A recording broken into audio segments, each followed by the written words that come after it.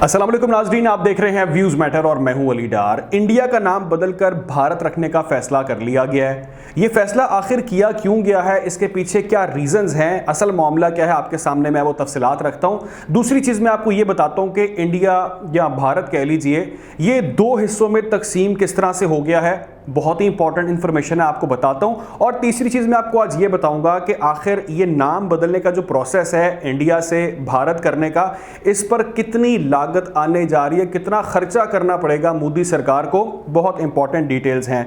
ये मामला शुरू होता है नाजरीन G20 समिट से। आपको मालूम होगा कि भारत के अंदर G20 सरबराही इजलास मुनक्किद किया गया है और 9 सितंबर को इन्विटेशन भेजे गए हैं भारत की जानिब से। जो ममालिक वहाँ पर जाएंगे उनको इन्वाइट करने के लिए जो एक इन्विटेशन भेजा जाता है, उस पर लिखा गया कि प्रेसिडेंट ऑफ इंडिया नहीं लिखा गया, बल्कि प्रेसिडेंट ऑफ भारत लिखा गया।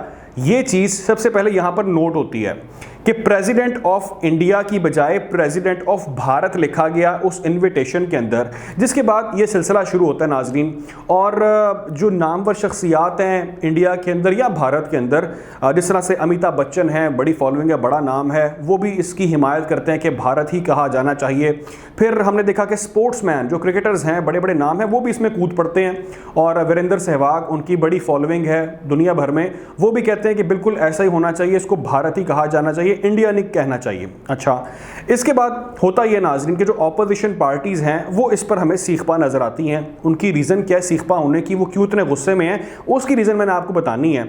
वो इस पर काफ़ी गुस्से का इजहार करते हैं, बरहमी का इजहार करते हैं और सोशल मीडिया पर भरपूर इसका रिएक्शन आता है मोदी सरकार के ख़िलाफ़। और आवाम जो इसके हक़ में नहीं है वो यहाँ पर हमें गरजते बरसते नज़र आते हैं कि आखिर आप क्यों इंडिया का नाम जो है वो चेंज करने जा रहे हैं। अच्छा, जो रीज़न इसकी है, एक्चुअल रीज़न कि आखिर ऐसा किया क्यों है, मोदी सरकार ने ऐसा क्यों करने जा रहे हैं, वो मैं आपको बताता हूँ।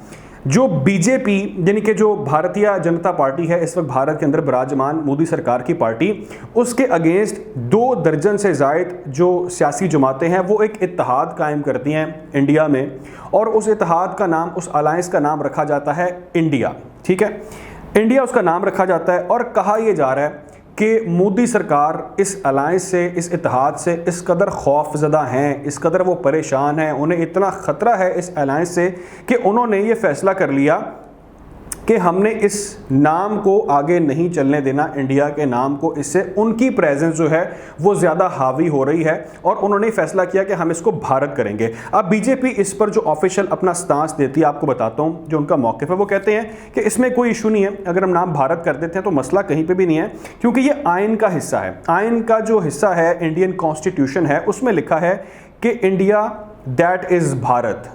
ये आपको डॉक्यूमेंट्स भी अपनी स्क्रीन पर नजर आ रहा होगा, इंडिया दैट इज भारत, ये उनके इंडियन कॉन्स्टिट्यूशन में लिखा हुआ है। अब वो कहते हैं हम ये तो नहीं कह सकते ना कि हमने कहना है भारत माता की जय और हम कह रहे हो जी कि इंडिया माता की जय, तो भारत माता की जय होती है, इंडिया माता की जय नहीं होती। ये भी इस तरह की भी रीज़न उन्होंने डेफिनेटली दिए और आप इसको अगर मामला को पढ़ेंगे तो आपको मामला समझ आएगा।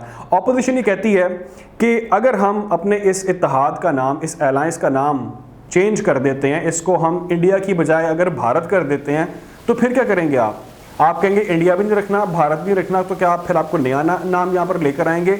अब ये सारी चीज़ किससे मशरूत है, जो अभी कुछ दिनों बाद इजलास होने जा रहा है, वहाँ पर करारदाद पेश की जाएगी और उस करारदाद के बाद ये नाम ऑफिशियली चेंज कर लिया जाएगा, क्योंकि ऑलरेडी मोदी सरकार पर बहुत प्रेशर था।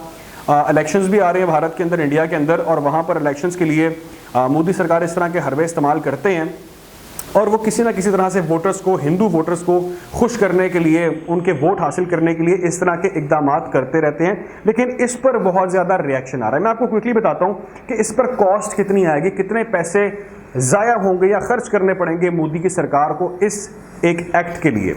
अच्छा, जितने डॉक्यूमेंट्स इस वक्त इंडिया में बन चुके हैं मैं आपको क्विकली बताता हूँ।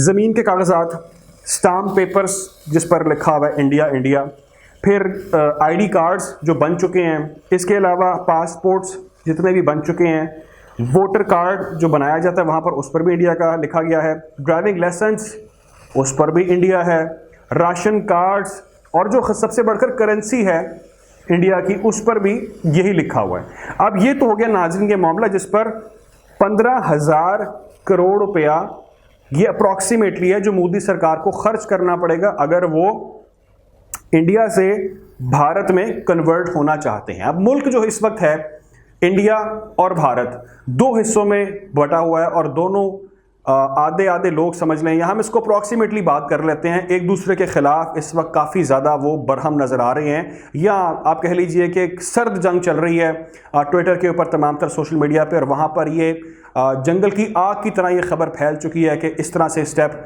मोदी सरकार लेने जा रही है, और इस पर बहुत ज़्यादा तनकीद आ रही है। बहुत सारे ट्वीट्स अगर आप देखें बड़े बड़े नामवर शख्सियात के हैं, वो इस पर काफ़ी गुस्से का इजहार करें कि दुनिया में हमारी पहचान जो है वो इंडिया से है, तो आप किस तरह से इसको भारत एकदम से कर सकते हैं। लेकिन कुछ लोग कह रहे हैं नहीं भारत बिल्कुल ठीक है, हमारी भारत माता की जय, ये वो सारा कुछ। तो मामला इस वक्त बहुत ज़्यादा कॉन्फ्लिक्ट का शिकार है।